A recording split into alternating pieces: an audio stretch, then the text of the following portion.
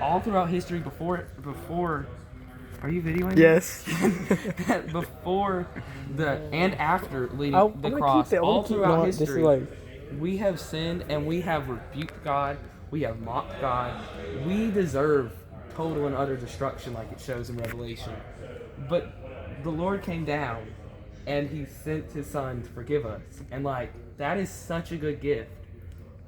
Why I don't ever get it kind of, that's what I'm saying is that because of that, we really don't need all these other things that we ask for. It's so great that God gives Future us preacher right here. It's Future Mountaintop preacher. It's so great that God gives us all these extra things that we get, like by asking and praying for Him. But for us to say that we don't that we think that He's not faithful, or for us to believe in our hearts that He's not because He didn't give us everything we wanted, that's just such a horrible way to look at it. And it's a way I've looked at it in the past, and I think that this is really like conviction for me to hear that, you know?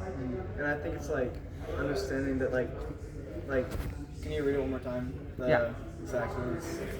It's, if the only thing God ever gave you is Jesus, would that be enough? Yeah, and I think the understanding that like Jesus is enough, it's like God giving Himself to us, like in all of Himself, like all of His like values, like love and stuff. It's like Him continually loving us, and like when we ask for something, like you were saying, and we don't get it, like it's out of His love because like He knows that like we don't need it, it's gonna help us, and like it's part of His will.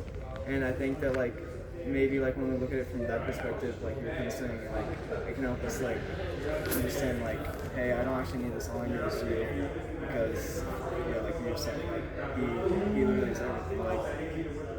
Like you're gonna like I saw this analogy, it's like this whole rope, and you're like a centimeter of this rope is your lifespan. Oh, Josh, he's at exchange night. You did? Okay. Yes. Well, and like every other part of the rope, keep going, is like eternity with God and like knowing and loving Him. But this one like centimeter is like your life right then.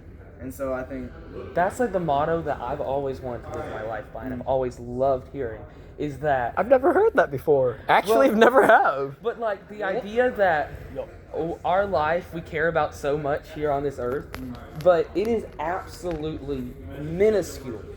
It says in Psalms somewhere, it says that it's as short, our lifespan's as short as David says his lifespan's as short as his thumb, short of the tip of his thumb.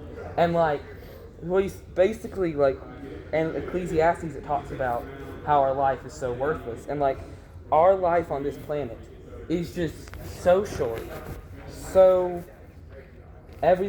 basically everything you do in it is basically going to be meaningless.